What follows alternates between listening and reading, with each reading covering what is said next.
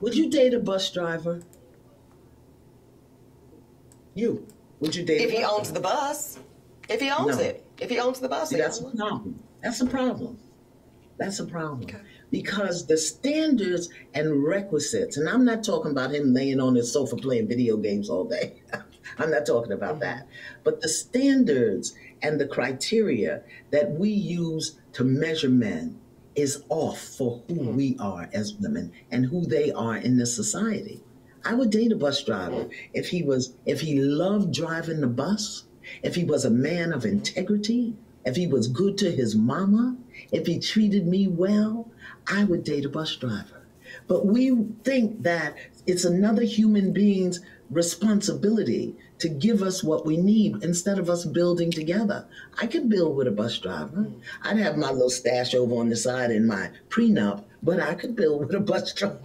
driver. So out of the 50,000 plus comments posted on social, I only saw a handful that even considered the possibility of a bus owner being a more aspirational position and recognizing that I am actually speaking and pouring into the ascension of black men when I said what I said. Nope. But see, no, some of y'all were too busy naming and shaming me personally and black women in general as undesirable, gold diggers, and much worse.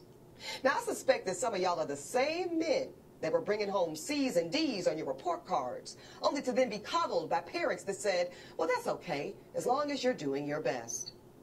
Well, listen, I love and believe in What? the excellence of black men. So no, my dear, C's and D's or any other form of mediocrity is not okay. No, I will not create a soft place for you or anybody that I love to fall comfortably into the bigotry of low expectations. I bet she thought she just said a bunch of fire, but really she said a bunch of nothingness. Just because you talk in your news voice does not make what you're saying any less BS. Everything Iyanla said was 100% on point. I swear to God, the mindset of these modern famales out here, man. No. Her answer about only dating a bus driver if he owned the bus had nothing to do with mediocrity or aspiring for more suitable jobs, whatever she tried to say. Some bus drivers can make some decent money, and without jobs like bus drivers, construction workers, plumbers, electricians, all these jobs that modern famales like her call average, the world wouldn't operate. We live in a society that doesn't even appreciate the men who operate the world that we live in, who built the world that we live in. And since when does average mean mediocre? It doesn't.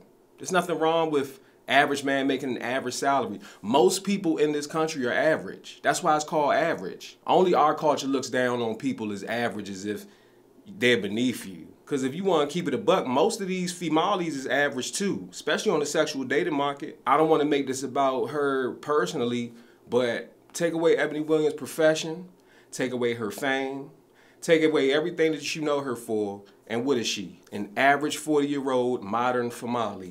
And that's okay. What wouldn't be okay is if men said, I wouldn't date her unless she owned the network. Right. It was already insulting to say she would date a bus driver only if he owned the bus. But now it's about C's and D's and higher education. Ma'am, stop. That's part of what's wrong in our community is we equate success with education and college enrollment. Really college enrollment, not education. Just because you was enrolled don't mean you was educated.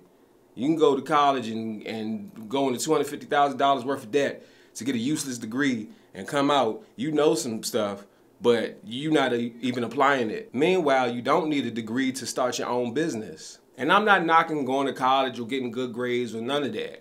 What I'm saying is don't try to switch around your entitlement and the way that you view men as a utility, the 3 P's, penis, provision, and protection. That's all we are to some of these modern famales. Don't try to take that and then femsplain it into you wanting black men to do better, achieve greater. Listen, 61% of black men are single and childless, 54% live in the middle class. We actually doing a lot better than this narrative that the man and our very own women that want us to protect them are putting out. You can't make this shit up. These modern famales. Again, I'm not making this personally about her, but she did say like there's no men out here, there's no good men out here, or however she had explained it prior to Iyanla asking her would she date a bus driver. And it ain't got nothing to do with men's education. It ain't got nothing to do with them not striving for greater or being mediocre. It's got everything to do with all that masculinity that she exudes. You hear that bass in her voice when she was trying to film-explain herself? That's why she's single. I need a new phone when I get a new wifey. Leave them old demons inside them old devices. Bitch, I rebuke you. Bitch, I rebuke you. I done had them all, bartender to the dancer. She can be a boss bitch, but I am Tony Danza. Bitch, I rebuke you.